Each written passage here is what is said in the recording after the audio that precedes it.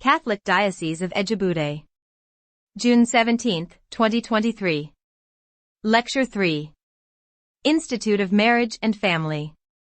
Formation towards Marriage, Family and Human Life Ministry, Matrimonial Consent, the Efficient Cause of Christian Marriage, by Reverend Father David Mary. 1. Introduction. Using A and B as an analogy to explain man and woman or boy and girl coming together to be married. To call A the efficient cause of B is to say that A effectively brings B into existence, such that without the active presence of A there will not be B at all. Such is what matrimonial consent is, to marriage in the Church. Calling matrimonial consent the efficient cause of management, therefore, is to emphasize the causal or creative role of the consent freely and mutually exchanged between the couples, as what effectively establishes their marital union. It is utmost importance, therefore, that the consent be properly informed and properly given, since much about marriage depends on it. This lecture oughts to open to us the broad array of meaning and implications of matrimonial consent, as well as the much about marriage that rests on it, in spite of the putative celebration of marriage, or goodwill of the partners, and all that might have gone into its preparation. For this reason, every effort must be made to establish its purity and wholeness as against its defect or entire lack. 2. Matrimonial consent, its meaning and properties. The Code of Canon Law states the grand importance of matrimonial consent even before defining it: the consent of the parties, legitimately manifested between persons qualified by law, makes marriage. No human power is able to supply this consent. Canon 1057, paragraph .1, emphasis, mine. The Catechism of the Catholic Church is even clearer on the matter. The Church holds the exchange of consent between the spouses to be the indispensable element that makes the marriage. If consent is lacking, there is no marriage. It is the essential importance of matrimonial consent as the efficient cause of marriage that makes the spouses themselves the ministers of the sacrament of matrimony, not the priest, officiant, who requests for and receives their consent in the name of the Church, for which reason also, marriage is the only sacrament in the Church that the ordained priest is not the minister. In this way, the Church practically gives her authoritative voice to the causal and creative role of consent in bringing marriage into existence. Matrimonial consent is canonically defined as an act of the will by which a man and a women mutually give and accept each other through an irrevocable covenant in order to establish marriage. Canon 1057, paragraph 2. Certain words need to be explained in this definition. An act of the will. This emphasizes the personalist dimension of matrimonial consent, that it is a human act, and one that goes into the core of the human personhood. There are two major faculties of the human person, the will and the intellect. The intellect carries out the cognitive functions like thinking, understanding, believing, reasoning, deliberations, etc., and the will carries out volitive functions like judging, intending, deciding, choosing, obeying, etc. While every act of the will presupposes an act of the intellect, an act of the intellect does not necessarily presuppose an act of the will. Hence, there is nothing in the will that is not first in the intellect that informs the will to act. As an act of the will, therefore, consent is also a deeply human act of the intellect. A man and a woman. This emphasizes the heterosexual dimension of marriage. It is not the union of two spouses or two lovers or two persons, or three persons, but of a man and a woman. Hence, homosexual union lacks the essential properties of marriage and is not considered a marriage at all by the Church. By the same token, marriage is not the union of three or more lovers, of one man and many women, or of one woman and many men, but of a man and a woman, that is, an exclusive bond in a monogamous union that excludes polygamy in all its forms. Reciprocal giving and acceptance. This emphasizes the reciprocal dimension of marriage as well as the equality and complementarity of the spouses. It is not the man who marries the woman or the woman who marries the man. In Christian marriage, both parties equally give and accept each other in marriage. That is why in the celebration of marriage in the Church, unlike what we have in many African cultures where only the man is assumed to actually marry his wife, both the man and the woman actually marry each other. With this phrase, then, this canon defines the equality of the spouses into matrimonial consent. Even in the nuptial blessing in the rite of to marriage, where the church specially prays over the bride and the groom, among other things, the church prays for the woman thus. May she always follow the example of holy women whose praises are sung in the scriptures. May her husband put his trust in her and recognize that she is his equal and the heir with him to the life of grace. In the church, we know that lex credendi, lex orandi, the law of belief is the law of prayer, that is to say that the church prays according to what she believes. On the effect of marriage, Canon 1135 states that each spouse has an equal right and duty in the th belong to the partnership of conjugal light. Irrevocable covenant already emphasizes the religions and personal dimension of marriage, thanks to which, finally, matrimonial consent is a juridical and ecclesial act. In it there is a conscious and responsible assumption of a commitment through a juridical act which, in reciprocal self-giving, the spouses promise total and definitive communion of life and love to each other. The juridical act, the consent freely and mutually exchanged, its effect is the marriage bond it brings into existence. That this consent is irrevocable equally means that it cannot destroy the effect it has produced as an ecclesial act. Marriage establishes the domestic church and constitutes a sacramental reality where two elements are united: a spiritual element, as a communion of life and faith, hope and charity, and a social element as an organized hierarchical society. On the properties or characteristics of a valid matrimonial consent, let us first note what it means to consent to something, in this case, to marriage. To consent means to commit oneself to a way of life which is marriage and which has its own inbuilt rules. It is to express a fundamental decision that engages one's whole life and orders it in a certain direction, for which reason it must be carried out with the consciousness and seriousness of a lifelong vocation. One cannot jump into the river and still be crying of cold. Surely, this is not a decision to be made in a haste or one for experimenting on boys and girls, but for matured men and women, who understand its implications on themselves, and are ready to assume marital rights and obligations. A valid marital consensus invokes the following qualities or properties. 4. Sufficient knowledge of what marriage is, and as understood by the Church. B. Due deliberation, a personal ability to make a sound judgment with management in mind.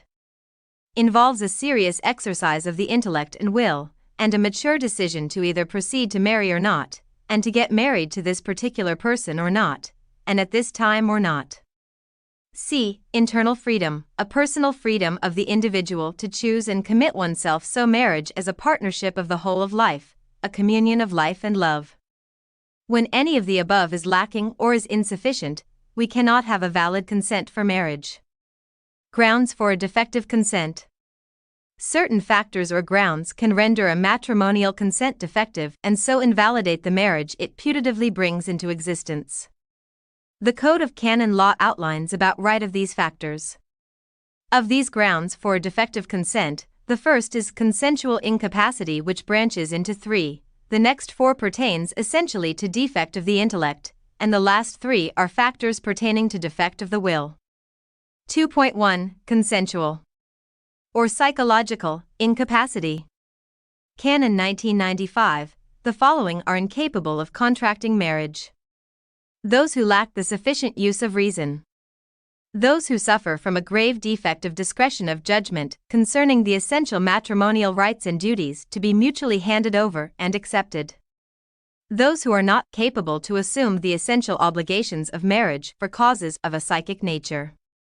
This canon gives 3 grounds for a defective consent under consensual incapacity. Let us examine each of them in some relative details. Lack of sufficient use of reason. On physical persons in the Church, Canon 97 distinguishes the major from the minor with 18 years of age as the dividing line. Then, on minors, those who have not attained 7 years of age are regarded as infants. It is presumed that they have not attained the use of reason.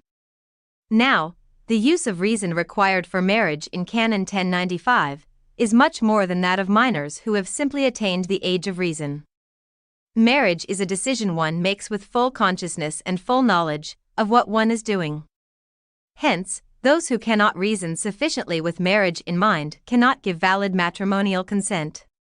This could be as a result of profound mental retardation, maniac depression, schizophrenia, personality disorder, psychological immaturity, epilepsy, alone dependence, homosexuality, other sexual perversions, or any form of permanent or temporal insane. People in this kind of situation cannot place an act of the will in a human manner that will bring marriage into existence. However, to invalidate the marital consent, the factor must be present, even if repressed, at the time of the exchange of consent. Lack of due discretionary judgment concerning essential matrimonial rights and duties. In the first place, discretional judgment means maturity of decision on what one is doing or about to do. It involves three things: that the consent be informed, with sufficient knowledge of marriage and what it entails, meaning that one must have sufficient cognitive knowledge of self and of one's prospective partner; prudent, with due deliberation or sound judgment, that is to say that the judgment must take into consideration the complex of essential rights and duties of marriage as a permanent partnership of life and love, by comparing, integrating and deducing new judgments, and free, with internal freedom to choose to marry this person at this time, a judgment that must be genuinely human, free of external coercion and internal compulsion, properly evaluating one's motive for marriage while at the same time exercising mastery over one's impulses and anxieties.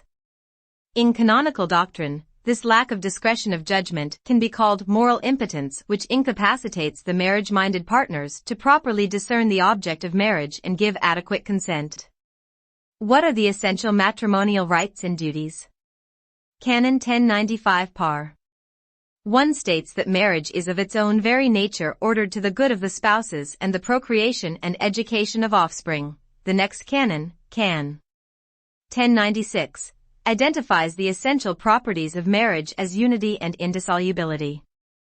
Thus, combining to properly explain this phrase of Canon 1095 paragraph 2, on the essential matrimonial rights and duties are all that we said and could be said on the very nature of Christian marriage. Therefore, those who suffer from maturity of decision, on the well-being of the spouses to be mutually given and received, or what is entailed in the procreation and training of children, or on the unity of Christian marriage which excludes polygamy and infidelity, or of its indissolubility which excludes divorce, cannot give valid matrimonial consent.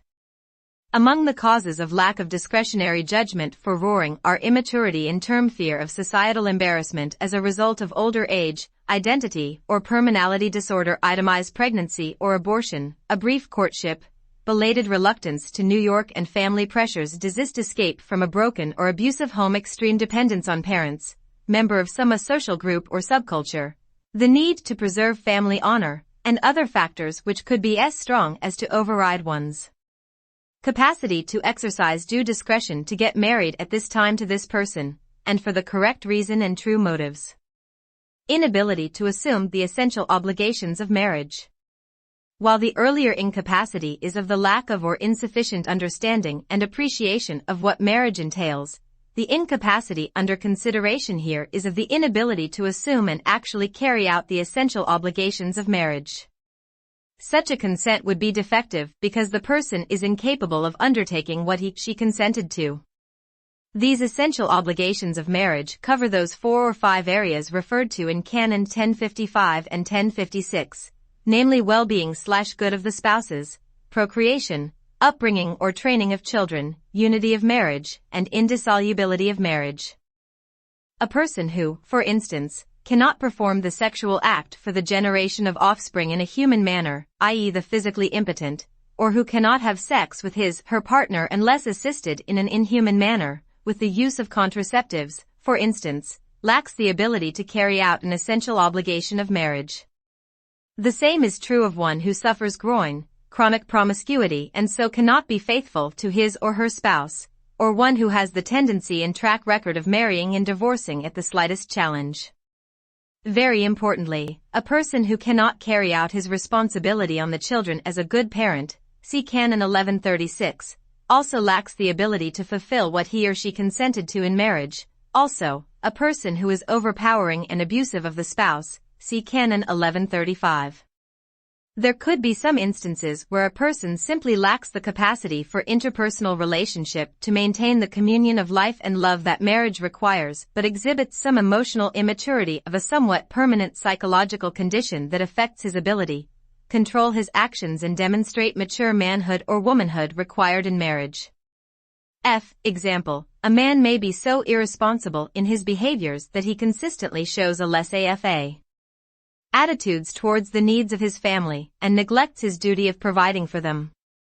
He is incapable of fulfilling his role as the head of the family and catering to the needs of its members.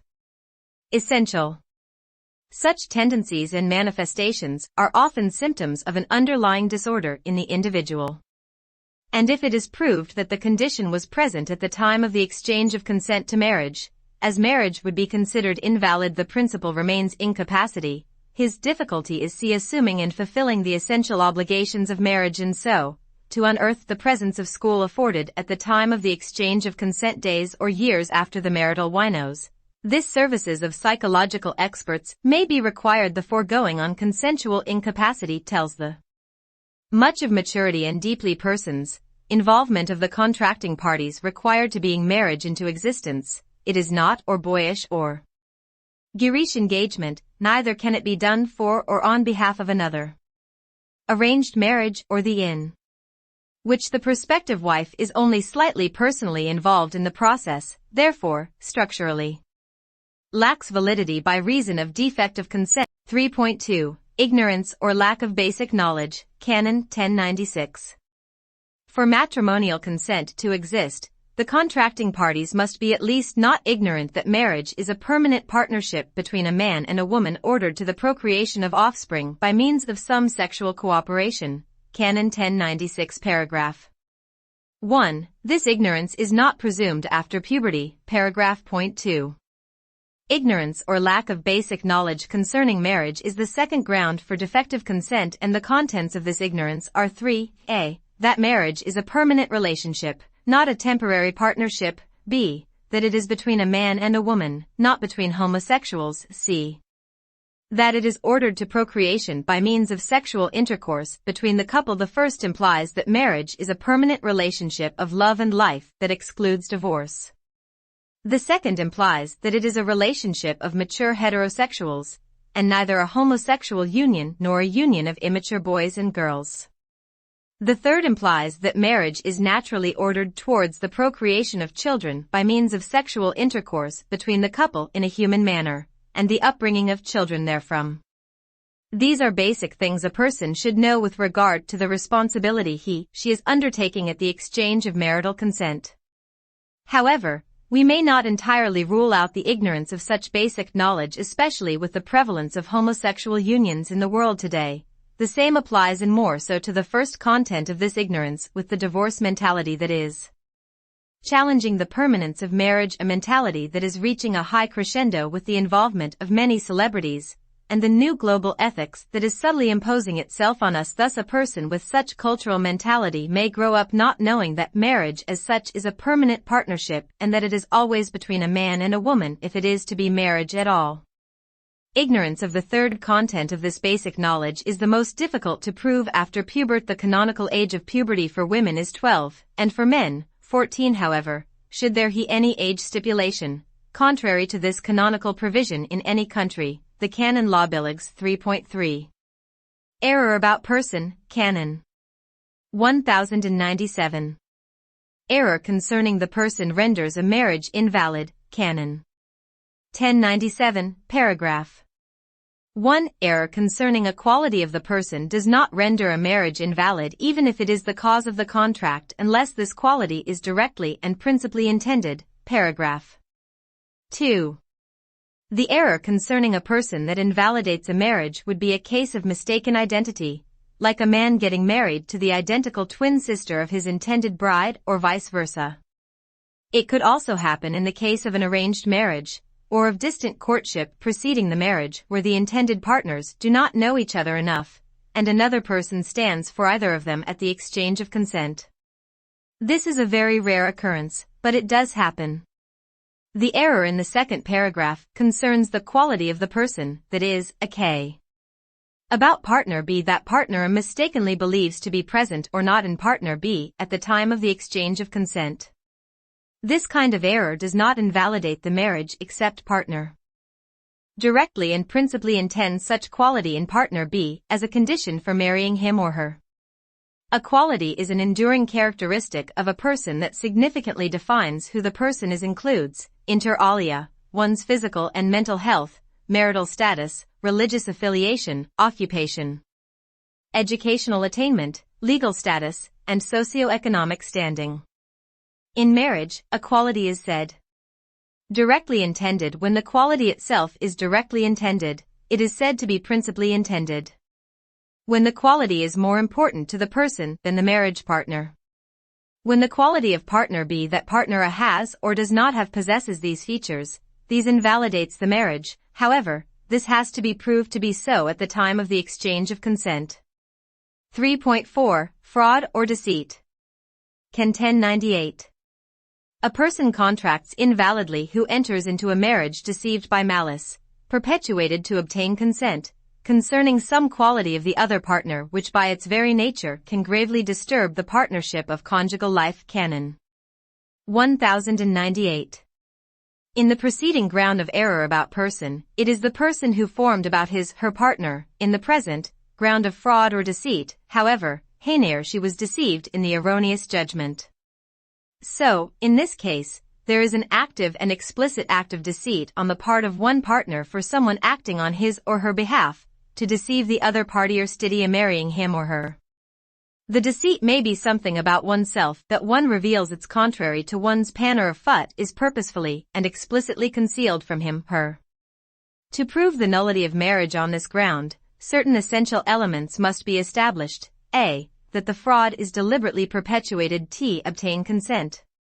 B. That the object of the deceit, a quality present or absent, is real, grave and pisera at the time of the exchange of consent. C. That the presence or absence of such quality is unknown to the other partner before marriage. D. That the discovery of the quality caused the end of the marriage. Examples would include prior illicit pregnancy, homosexuality, alcoholism, drug addiction, impotence, prior vasectomy or tubectomy, legal conviction/imprisonment, price crimes, mental illness, infertility, dangerous/deadly diseases, etc. In fact, 3.5 Determining error about the essential properties of marriage. Error concerning the unity or indissolubility or sacramental dignity of marriage does not vitiate matrimonial consent provided that it does not determine the will. Canon 1099. Personal error about any of the three mentioned properties of marriage would invalidate marriage if and only if it determines the will from where proceeds the matrimonial consent in the first place. This canon is based on the definition of matrimonial consent as an act of the will, as well as great regard for the above-mentioned essential properties of marriage. Error concerning the unity of marriage would be to regard polygamy and marital infidelity, extramarital affairs, as legitimate and normal options. Error concerning the indissolubility of marriage would be to belief that Christian marriage is not necessarily a permanent partnership of life and love, and so, that separation, another marriage or a civil divorce can put an end to it. Error concerning the sacramental dignity of marriage would be to belief that the marriage of baptized Christians is simply a secular affair, not a sacrament that replicates in the lives of the couple the marriage of Christ with his church, CFF 521-33. Next, we distinguish between determining and non-determining error. Error is simple if it remains in the mind without passing over to the will. It exists when error in the mind remains speculative and is not incorporated in the choice made by the will. However, when the evo passes to the will and is incorporated in the choice made us that it modifies the act of the will, thus, it is a determining error. It is this last error, determining emer, about any of the above three essential properties that can invalidate marriage. For instance, a person brought up in a culture where divorce the order of the day and extramarital affairs are seen to be normal may erroneously believe that marriage does not exclude divorce and infidelity. If this error remains in her mind and does not determine her consent, which is an act of the will, then, it does not invalidate the marriage. Kai's the other hand, if he carries this error in mind and enters into marriage with the intention of still maintaining extramarital affairs with her of the intention to divorce if things do not go well based on this erroneous belief, then, the matrimonial consent she gave is invalid. 3.6 Simulation. Canon 1101. The internal consent of the mind is presumed to conform to the words and signs in celebrating the marriage canon. 1101 Paragraph 1. If, however, either or both of the parties by a positive act of the will exclude marriage itself, some essential element of marriage, or some essential property of marriage, the party contracts invalidly. Paragraph 2. This canon, even more than the preceding canon, goes to the core and consequence of matrimonial consent as an act of the will. Of course, as an act of the will, matrimonial consent is not perceptible to the senses, so its existence has to be deduced from the external signs with which it is manifested, and the law takes this for granted that during the contracting of the marriage, the external form or signs used to manifest the consent correspond to the internal consent of the will. Hence, simulation occurs when a person desires to enter marriage, or at least to go through a marriage ceremony to enjoy certain benefits of marriage, but intends marriage in such a truncated form that the object of consent is substantially defective. 13. To invalidate marital consent, the simulation must be an act of the will that excludes either marriage itself or one of its essential elements. This positive act of the will can be either absolute or hypothetical, explicit or implicit, actual or virtual. An act of the will is actual if it is in fact illicit at the time of the wedding. It is virtual if it is formulated prior to the external exchange of consent, even a long time prior to it, and never retracted. An act of the will is absolute if it excludes Maria itself or one of its essential elements or properties without qualification. It is hypothetical where excludes marriage or one of its essential elements or properties only if certain conditions are met. An explicit act of the will excludes marriage or one of its essential elements or properties directly, whereas an implicit act of the will is such that is contained in another set and is radically incompatible with the Christian understanding of marriage. So, it is enough that the simulation of consent by a positive act of the will possesses any of the above sex features for it to validate marriage. Matrimonial consent could be either total or partial. Total simulation in the exclusion of the marriage itself or of the partnership of the whole of life. It could occur, for instance, where a person substitutes for the true idea of marriage his own contrary idea of marriage, for example a nun who holds in his consent the idea that a wife is only a housekeeper and childbearer, not an equal partner in marriage, see Canon 1135. It could also happen when a person goes through the marriage ceremony for reason other than marriage, maybe just to get the dowry, as a means of obtaining visa, job or sharer in the asset or inheritance of the other partner. Partial simulation is a. The exclusion of the essential element of bonus cognum, good of the spouses, and bonus prolis procreation and upbringing of children. b. Exclusion of the essential properties of unity and indissolubility, and among the baptized, the exclusion of the sacramentality of marriage. Partial simulation falls into 4 categories, each of which invalidates marital consent.